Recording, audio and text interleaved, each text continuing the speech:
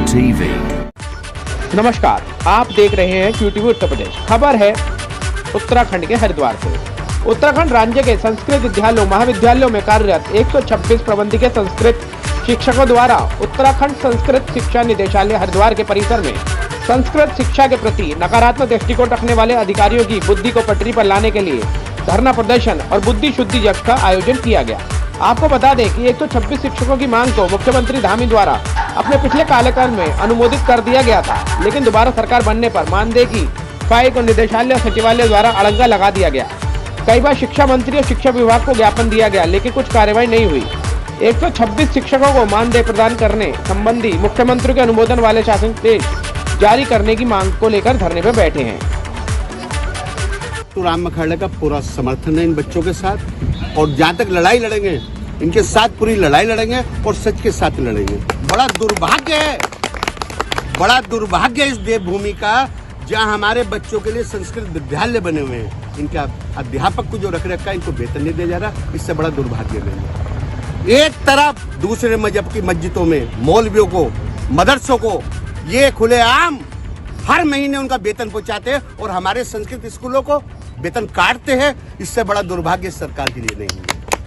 कहने को हिंदूवादी सरकार है, और हिंदूवादी सरकार हमारे संस्कृत विद्यालयों को नष्ट करने का प्रयास करा, ये हम बर्दाश्त नहीं करेंगे। निवेदन है माननीय मुख्यमंत्री जी से कि इन बच्चों का साथ दीजिए, हमारी परंपरा को बढ़ाइए, और हमारी परंपरा में रहेगी तो हमारे बच्चे का संस्कार लेंगे। क्या इन मजारों में जाके लेंगे? क्या इन मदरसों में जाके लेंगे? जो हम देवभूमि में रहते हैं, देवताओं का प्रसन्न करते हैं, देवताओं की नित्य पूजा करते हैं, ऐसे विद्यालयों को आप तनख्वाह नहीं देंगे, आपके अधिकारी गुमराह करेंगे इन्हें, ये बर्दाश्त नहीं होगा। अगर आप तत्काल इस पे लगाम नहीं लगाते और इनको वेतन नहीं देते तो आने वाले समय में आंदोलन और विशाल होगा, और सीएम आवास भी घेरने का हम प्रयास करेंगे। मैं आप मीडिया के माध्यम से सरकार और शासन और प्रशासन तक अपने यह बात पहुंचाना चाहता हूं कि हमारा जो प्रबंध समिति का 126 शिक्षक हैं वह भी 155 के समान ही कार्यरत हैं, और मेरा आपके माध्यम से शासन और प्रशासन से यह निवेदन है और मैं ये मांग रखता हूं कि जैसे 155 को मानदेय की सूची में शामिल किया गया है, हमको भी उनके साथ सूची में शामिल करके सीधा तदर्थ हमको नियुक्त किया जाए 155 और 26 को एक साथ मिला के। क्योंकि शासन और प्रशासन बार बार एक बात पूछता है, पद कितने हैं? तो अभी उत्तराखंड में 436 पदों का डाटा हमारे पास भी है, शासन के पास भी है, जिसमें से मात्र 147 शिक्षक ही कार्यरत हैं विद्यालय और महाविद्यालय में।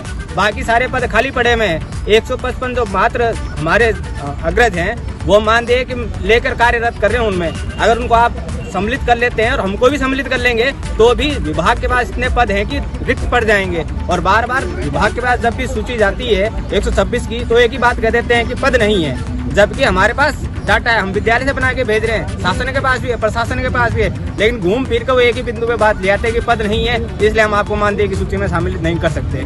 ये जो बात है ये बिल्कुल सरासर एक झूठी है, क्योंकि तथ्य हमारे पास भी है, शासन के पास भी है। इसलिए हम आपके माध्यम से ये बात करते हैं कि पद हैं, पदों पे आप उनको मानदेय में सूची में शामिल करके, जैसे आपने बेसिक और माध्यमिक में करते हैं तदर्थ में आप उनको कार्य कर रहे हैं, तदर्थ में कार्य करके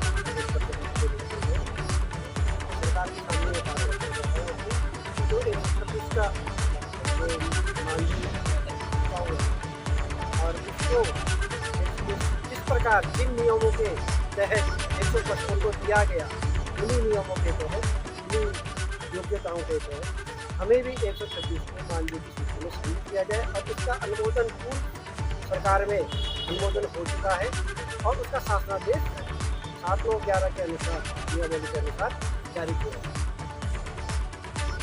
आज आपने यज्ञ भी किया है, बुद्धि शुद्धि यज्ञ बताइए। यज्ञ इसलिए है कि जो कुछ संस्कृति को रखते हैं, संस्कृत के प्रति जो ज़्यादा प्रेम नहीं है, उनकी बुद्धि निर्मल हो, और जो हमारा शासनादेश रखा हुआ है 7/9/11 की जो